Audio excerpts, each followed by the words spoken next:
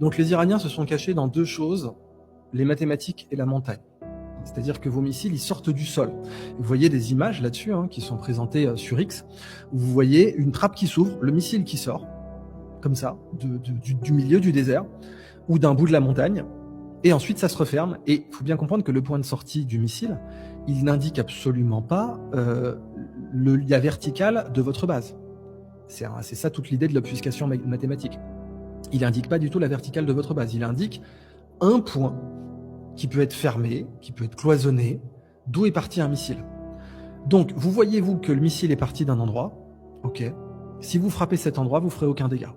Voilà. Ça, c'est la réalité du terrain, qu'encore une fois, les généraux israéliens et américains connaissaient. D'accord ? Cette guerre, elle a été faite pour des raisons politiques, et comme vous le savez aussi, pour des raisons, hélas, religieuses. Mais les généraux qui connaissent le terrain, ils sont au courant de ça. C'est pas moi qui leur apprends tout ce que je raconte, là, les généraux, ils le savent déjà, c'est leur métier. Aucune bombe qui perce une montagne.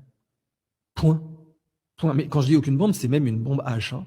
Vous vous amusez à prendre une bombe à hydrogène, donc la Tsar Bomba, 50 mégatonnes. Donc 50 mégatonnes, pour vous donner une idée, la bombe d'Hiroshima, c'était 15 kilotonnes. Donc vous faites 1000 bombes d'Hiroshima, ça vous donne même pas un tiers de la Tsar Bomba, pour vous donner une idée. Donc la Tsar Bomba, elle est au moins 3000 fois plus puissante que la bombe d'Hiroshima. Ok. Vous balancez ça sur une montagne, la montagne, elle est encore là le lendemain. Voilà. C'est ça. Bon, ça fait 40 ans. Ça fait 40 ans qu'on dit à l'Iran qu'on va l'attaquer. Donc ça fait 40 ans que l'Iran, ils ont développé une des meilleures technologies pour creuser des tunnels.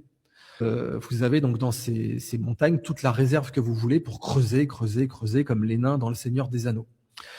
Et les Iraniens ont investi considérablement dans les grandes foreuses. En fait, les seuls aujourd'hui qui ont des foreuses plus performantes qu'eux, ce sont les Chinois et Elon Musk.